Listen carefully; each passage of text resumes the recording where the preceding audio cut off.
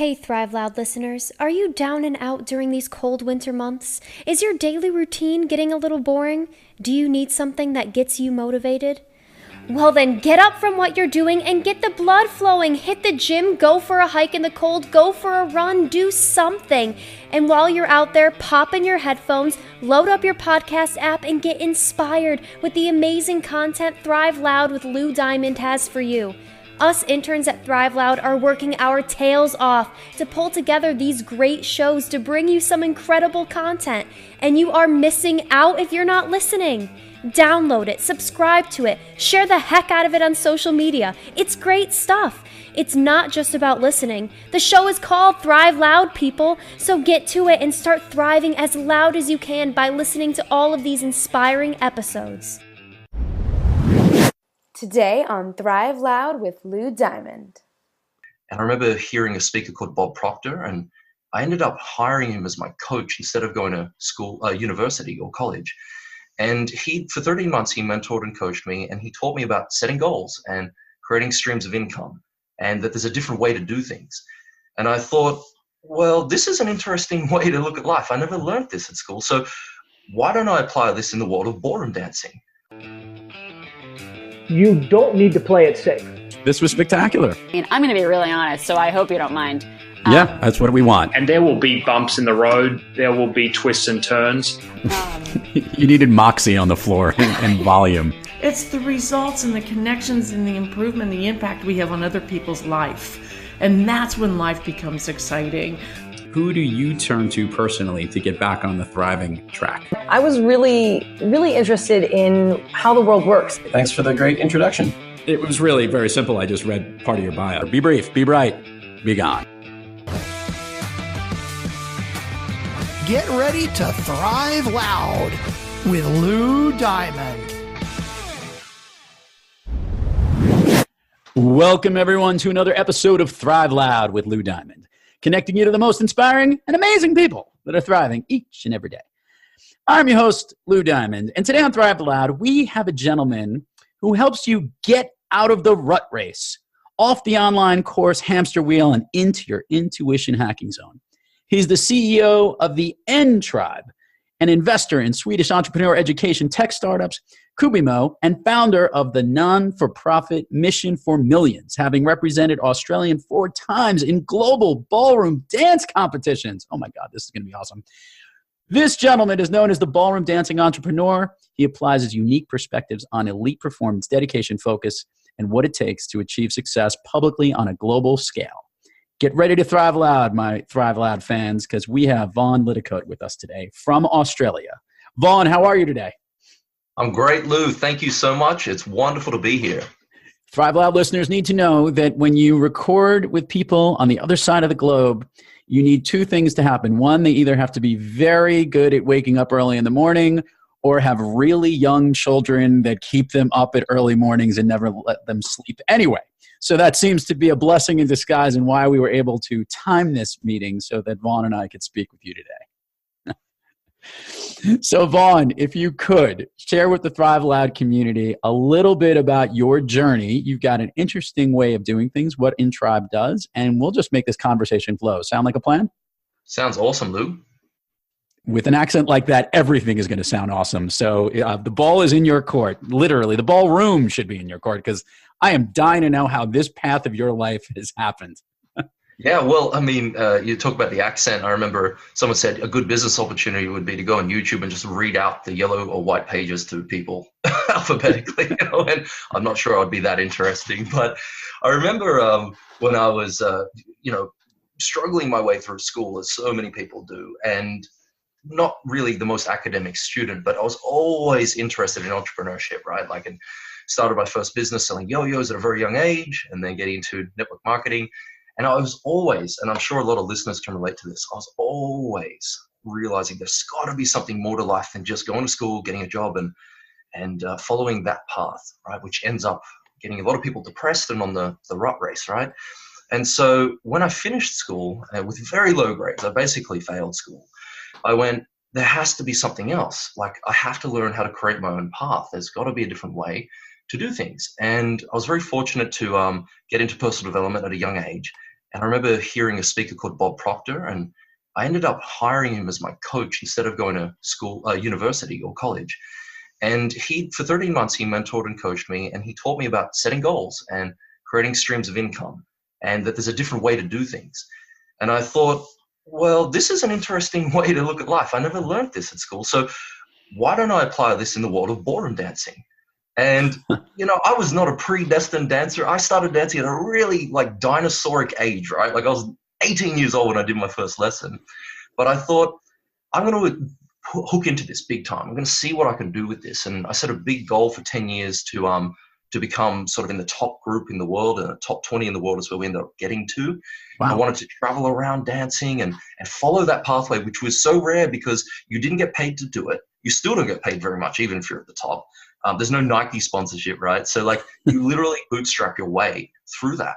And so learning that process of setting goals, learning that process of how to create streams of income, and going through, most importantly, how to fail so much at something but still get better through that process and ultimately get to where you want. There was a lot of learning in that. Thrive Loud listeners will remember we had a guest, Lisa Betts-Lacroix, who's an American actress. I think it was episode 185 is what I'm guessing. But Lisa started ballroom dancing. If you thought it was at the ripe old age of 18, she started, I think, in her 50s and has become very competitive here in the States, not international, not as big as you, Mr. Global Dancing Champion. So the question, the comment she made in her interview was the importance of movement and in life and moving through changes. And to your point about that entrepreneurship, can you talk a little bit about how this ballroom dancing and how you related to entrepreneurship as it relates to helping companies thrive and deal with challenges that they face each and every day? Oh, absolutely. I mean, there's so many parallels. Like I said, when I decided to go into that world, I was very aware that I was making that decision. But one of the primary reasons was because in my heart of hearts, I believe everybody has a purpose. I believe that people have a unique skills, talents, and abilities that when you combine them is their purpose, why they're here. I always knew I wanted to go into coaching. I always knew I wanted to do what Bob did for me. What I was reading in these books, I was like, I want to share this information with listeners, through Thrive Loud. I didn't know this would happen all these years later, but I always knew that's where I was going. But I wanted to test what the principles were in a field that was not related to business or real estate or a traditional vehicle, to see what they would do and to be my own guinea pig. And so when we retired from that world, throughout that process, every day I've been studying and reading and listening to good books or listening to good podcasts and how to get that edge. And how we achieve something is not specific to a field, right? It comes down to our psychology, our mindset, the strategies that we deploy to get through the moments of adversity, and how to set up a comeback. And so when we're going to the world of entrepreneurship is a vehicle, right? I believe, particularly in America with so many challenges going on economically and politically, if we look at entrepreneurship, it's sort of like the third vehicle. Most people, they either don't go to school and don't have a job, or they go to school, go to college, get to debt, they get trapped. They go, entrepreneurship is like this, it's been around for a long time, but it's like now almost the cool third option, because it's like, I want to work for myself. I'd like to be someone who creates things. I'd like to be someone who helps things explode. So to come back to what you're asking, the parallels are the same. You've got to move from, if you start your first dance lesson, you suck. I was a donkey. My coach was like, you are just no good. I was like, I know that, but I get to dance with a pretty girl. I am in, Lou. That's my motivation right there. But you have to move away from the turning up once a week social dancing, just dabbling, to moving into maybe the committed mindset where you're an amateur competitor and you start moving into a professional mindset over time. If you're going to start a business and be an entrepreneur, you need to move from, I'm just going to see if this works, right? I'm just going to dabble a little bit. I'll put my toe in the water. If it doesn't work out, then nothing's lost. You really have to go all in. It's like what Goethe would say, the 17th century philosopher. You must be before you can do, before you can have. And most people are trying to have the world of entrepreneurship or business or the success before they really are it. I like it. I love the analogies. I was going to ask this, though. There must have been something in your makeup that was competitive, because I do know people that do take ballroom dancing and it's more for social or a fun activity with couples or spouses or in that regard. You must have always had some type of competitive makeup about yourself. Is that true? That's a really interesting point, because it's one that I've talked about a lot with, like, our coaches are literally the best in the world. They're the people that wrote the technique of ballroom dancing. They're literally the people that created the entire industry that's still alive. And I always remember talking to them, and one of them would say to me, look, people compete for different reasons, because truly I believe the biggest competition is yesterday's self. So who you were yesterday is who I am trying to not beat, but develop from, right? To do better than yesterday. Because I think that it's very draining when you're out there trying to beat the next person. It's sort of like a pie, right? So in the business world, it's like, well, everyone's taught to outwit, outmarket, outsell the competitor, except then the pie gets smaller. Whereas if you're an entrepreneur and you're a business owner, you're really a creator, right? And so if you're a creator, it's like, well, why don't we just make a bigger pie? And when you're in that state, that's creativity versus competition. So if you compete against yesterday's self, you do that by creating a better version of yourself the next day. If I'm out there competing going, how do I beat this guy? I'm going to train harder. I'm going to train faster, longer. It's exhausting, Lou. Like the energy doesn't come from within. It's trying to be from without, right? It's trying to just beat people. And honestly, the people I saw like that, they were not happy. They were always just trying to, because they're so worried about everybody else that they're like, oh God, someone else is going to beat me tomorrow. I better keep training. And it was very fearful, right? By the way, what you just said is such a great point. I just saw an interview recently with one of the world's greatest tennis player, if not the greatest tennis player, Roger Federer, and they were trying to make a deal about Federer competing against Rafael Nadal. And I don't know if you're a tennis fan or not, and I'm not even that big of a tennis fan, but obviously we're living in an era with two of the greatest tennis players, and they've won so many championships that the media loves to make that into a rivalry, and they're looking out for one another. And they did some studies on a lot of younger women, younger men tennis players, and when they were too focused on trying to beat a certain person at the top or get to a certain ranking, what inevitably happened was they got there and then fell off dramatically, because the focus of what they were trying to achieve was just to beat that one particular rival or just get to that goal. But the interesting conversation with Federer was that Federer's mindset was not to beat anybody, but to be the best that he can be continually, only to work within himself. And I think what you just said echoed exactly this. I saw this interview maybe 24 hours ago. That's why it was so fresh in my mind. How does that resonate with you? That's right on the point. I mean, that's what I teach in my seminars, courses, and anyone I'm talking to or working with. It's the old model is sort of broken, right? Like that I was talking about with school and whatnot. It is very much about learning how to create the best version of yourself so you can be you and be free. Yep. And I think that really resonates with a lot of people because we have so many more tools these days we can do that with. But that's essentially the idea. Instead of being on Wallace Wattles from the Science of Getting Rich, which is a great book if anyone wants to read it, you talk about don't be on the competitive plane, get on the creative plane. Yep. And in that creative plane, that's where all your problems and all we have to do is solve our problems, and we can get to that next stage. And in that state, we can create anything we truly want. It takes a bit of courage to do that at first, because we are literally taught from a young age to just go out there and to be competitive with everyone and beat them. You do it in school and whatnot, but it really is an internal conversation. It's an internal change that has to occur. So talk to me a little bit about EnTribe, and which, by the way, is a very cool name. And I want to hear a little bit about your philosophy and the work that you do. Yeah, great. So the EnTribe, EN really, there's so many great words that start with EN, like engage, enrich, enliven. But essentially, the word entrepreneurship strikes a chord. Like 10, 20 years ago, if you said, I'm an entrepreneur, people would be like, so you're poor, right? You don't have a job.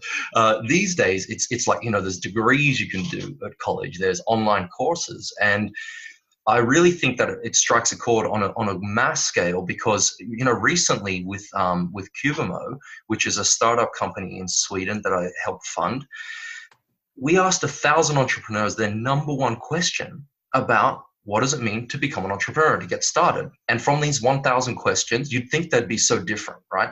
The questions were very basic. They were like, how do I get started? How do I know my ideas right? How do I know to get money? How do I validate things? And it wasn't very complicated, the questions, but they were the same. And these were from people all over the world, from the Asian economy, Russia, England, Canada, all over the world, the same format of questions. There's really a big shift in movement going on. And so the EnTribe is one of the sort of vehicles that I've created to help, I suppose, bridge that gap between people who want to create a side hustle and move into the life that they actually want, which is maybe to work for themselves or to create a non-for-profit or whatever it is. They'll have an idea and they'll have to know, how do I actually turn this idea from a theory in my head into a fact, into a real thing in my hand? And so that's how we sort of bridge the gap. And currently we'll do meetings that are offline where we connect people. That's the tribe part. I truly believe that we are social, we're tribal, and that's becoming more and more evident. People talk about this, and Seth Godin wrote a book called Tribes, and there's fantastic information about how, we like to think we're further ahead than we are, but we still need people. We need to be together, right? Like there's a saying of, especially if you're a business owner, that you've got to do it by yourself, but you can't do it alone. And that's so true. So like the EnTribe sort of functions for that offline and then online as well, creating and connecting. Yeah, and by the way, great points and all the things that link to what Thrive Loud is about. I'm just laughing because when people are connecting, and I will ask certain questions, which I'll ask you very shortly on this program, of things that people look to your point about tribes, the answer more and more of who people look to are these mastermind groups or these tribes of people that do similar things, but because of the gig economy or the solopreneur economy or the entrepreneur economy, they're looking for people that are feeling the same pain, and that sense of what you're going through has created these unique tribes. I happen to be a speaker, and I associate myself with a lot of other speakers and consultants and other entrepreneurs and family business owners, and those people, they all fall into those. And I think it's great. I'm sure there's a ballroom dancing entrepreneur group for you, Vaughan. I'm guessing. It's very small. It's tiny. It's tiny. I was going to ask just go back to the ballroom dancing for a quick sec. Yeah. Did you have to travel a tremendous amount? Because I would imagine that to compete, you need to go to places around to find the competitions. Were these really like in other countries, other places? Oh, Lou, like what you just said before about like what, how does it sort of relate into the business world? Well, there's a motto we lived by. My wife, I've got a wife from all of this. The first lady I started dancing with 17 years later, she's my beautiful wife. She was my dance partner. We have a beautiful baby together now. But when we first started out, we subscribed to a motto, like do what it takes, not what's convenient. And what that meant is our sort of origin story starts in like the small backwoods of Canberra, Australia, which for most people don't realize it's the capital, but it's a tiny bush capital, right? Right. It's like this government town. And like, if you dream big, you just look like a giraffe in the middle of nowhere, right? Like you stand out. And so we're like, there's no dance competitions here. There's about 20 in Australia that are held throughout the year. So we had to make sure virtually every weekend, we were up in Sydney. So 300-kilometer one way, so 600K round trip. We'd have to go to Melbourne. We had to travel everywhere out of our state frequently. So we did at least 20 competitions internationally. Then we moved to a point when we got up the ranks where we started going to Singapore, Malaysia, and then over to England. And look, this is what I'm saying about doing what it takes. Even today in business now, I would fly to New York to meet you for a lunch date or an appointment if it was going to be something that would work in both of our favor, right? Because it's not about, that's so far. It's like, that's what you got to do. When we were dancing, we'd have to go to England, and we got a $14,000 scholarship, which really launched us. And we went over there for 2 weeks. We spent $9,000 on nothing but dance lessons. We were exhausted. I saw nothing of England. I didn't see the sights. Then I didn't know there's a clock tower. Like I had no idea. I was trapped in this tiny studio just training. Then we flew home. People were like, how was England? I was like, I have no idea. We just danced, right? Like, because that's what it takes, right? When you're really, really committed to something.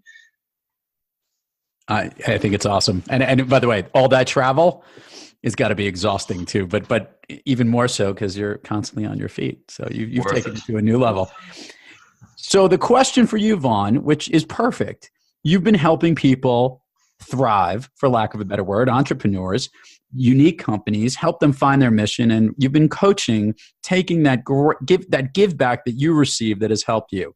and I've learned, look, coaches can manage to really see things from a positive point of view most of the times. But we all have those days, like with your newborn baby that doesn't allow you to sleep, where we're not quite ourselves.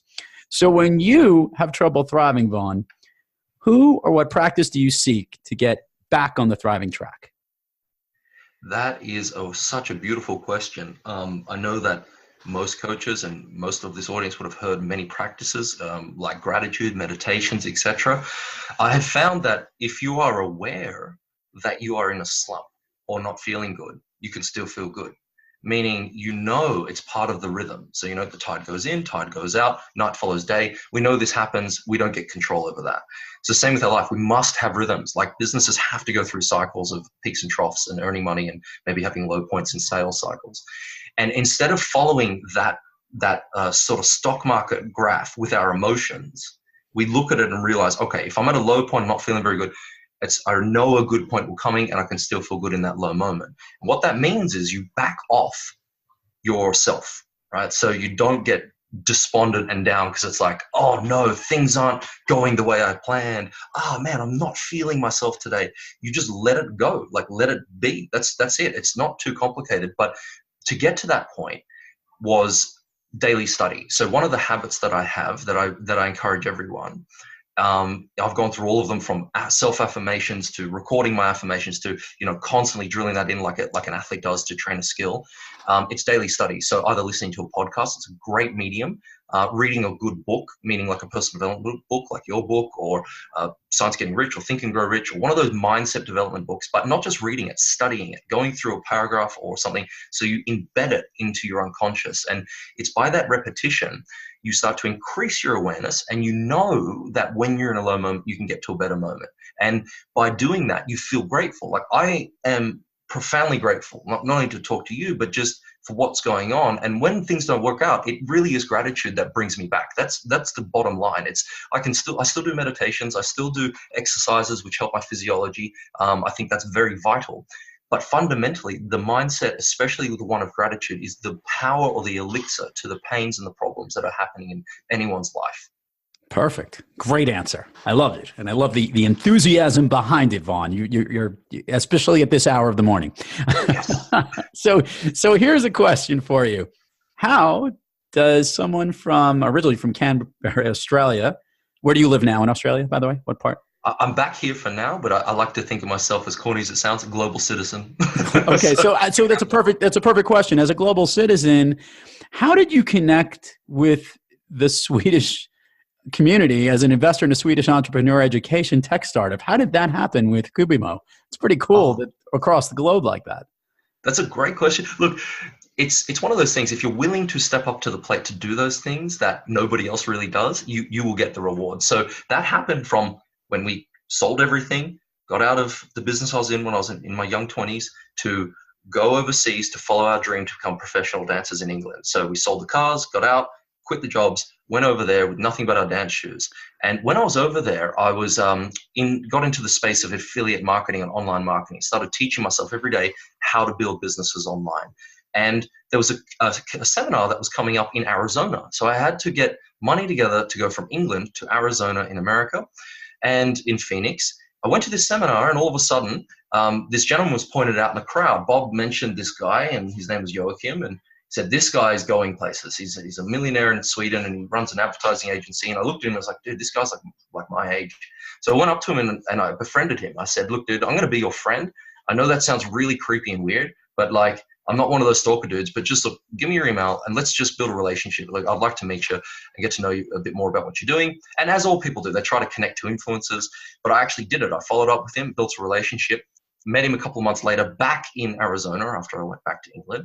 And we just started striking up a friendship. And for 3 or 4 years, we just kept in touch. And then eventually he sold his business, got into his own startup, and I had the opportunity to get in on the sort of ground floor and buy shares in it when it first came out. And currently it's had its second round of funding, and it's still moving sort of down the line. But to get to that point, it was 7 years in the process, right? Like, so most people are so focused on the short term, Lou, what can I get in the next 3 months, that they forget the value of not only, like, one thing I said to him was, Joachim, I know you got a big goal. I'm going to help you get to that. And it wasn't in the sense that I'm going to do it because it helps me. It's like I really wanted to help him. So I would mastermind with him on a monthly basis. He had challenges. I'd talk it through with him. We'd bounce back and forward. And that type of relationship builds a whole different level of, I suppose, future opportunity.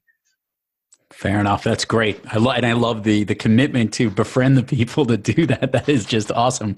And the energy that you're showing to do that, I truly appreciate. All right. So Vaughan, let's go through some administrative things here. Share with all the Thrive Loud communities, all the places that people can find you, websites, links, social media, everything. So I'll put it in the show notes. However, when they hear from you, it's that much more effective. Oh, that'd be wonderful. I have lots of free training. I'm a big believer in, of course, giving a lot of value. So you can visit my blog, which I blog daily. It's vaughan.academy. And they can also visit my website, EnTribe.com. And from those two places, there's lots of great training that will, depending on where you're at in your life and your business and your career, that will help you very, very much. And of course, from there, the social handles, Facebook, Instagram, and YouTube, please follow me there as well. Okay, so now I'm going to go with the standard Thrive Loud question and then an extra bonus one here from our conversation, Vaughan, because I'm beyond curious. So I'll go with the standard one, which we talked about before we started recording. Vaughan, if you could, share with the Thrive Loud listeners your all-time favorite movie. Oh, such a hard question.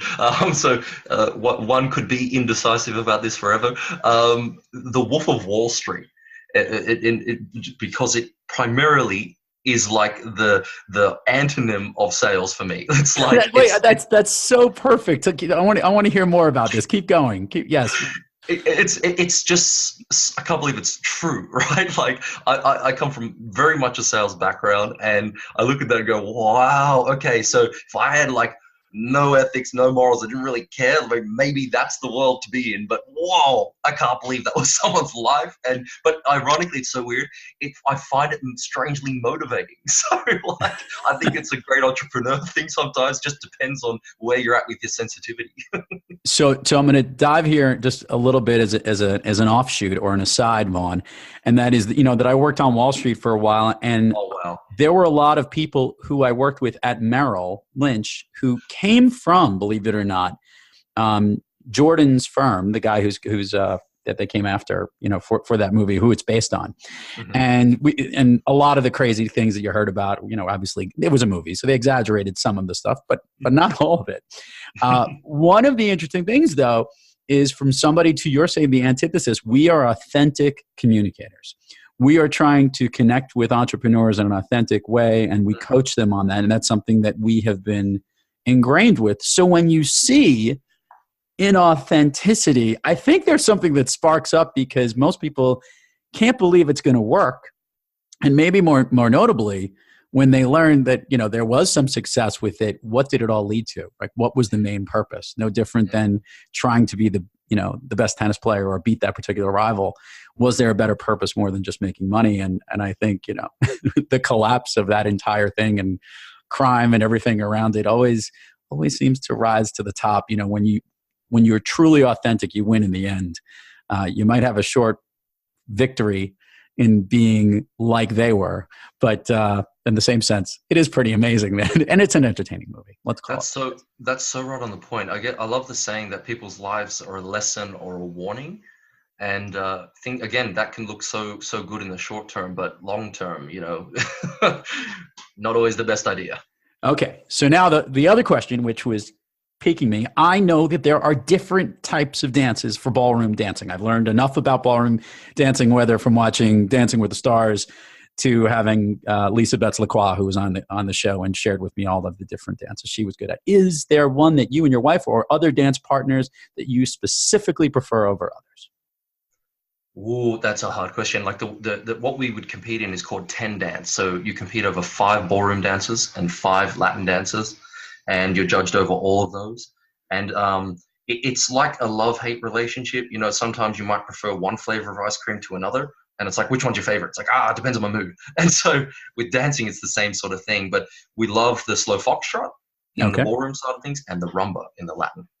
And is there any one specific dance that you won more dance competitions with over another? Was that one of the ones that you loved the most, the slow foxtrot? The slow foxtrot? Yeah. So because you're judged over all 5, if you do well in 3 and sort of good in 2, you'll still be good and win in the competition, right? So we generally our goal was to be masterful in all 10, and Great. so it was never just on one. Very informative, very exciting. Continued success to you, Vaughan, here in your EnTribe, your coaching, and obviously when you get back out on the dance floor. Or is there something we should know about in near time, any future for any upcoming competitions? No, I'm just building an online presence in that space to test a few new ideas and see what we can do, borrowing from the entrepreneurial world. So look, I want to thank you and your listeners for their time. It's one of the most precious resources, and I hope it's been of value to everyone. Thank you so much, Lou. Vaughan Liddicoat, this was truly an honor and a pleasure to have you on, and I know our listeners got a lot out of it. And to all the Thrive Loud listeners out there, keep thriving onward and upward, and remember, be brief, be bright, be gone. You've been listening to Thrive Loud with Lou Diamond, you lucky person you. As long as you're not a weirdo, make sure to subscribe on iTunes, Overcast, or wherever you get your podcasts. Please, I'm begging you, we're really cool. Also, follow us on Twitter, Facebook, and Instagram. Come on, I know you all have those social media platforms and you use them on the daily. If not, find us on the web at thriveloud.com. It was nice thriving with you, and see you next time.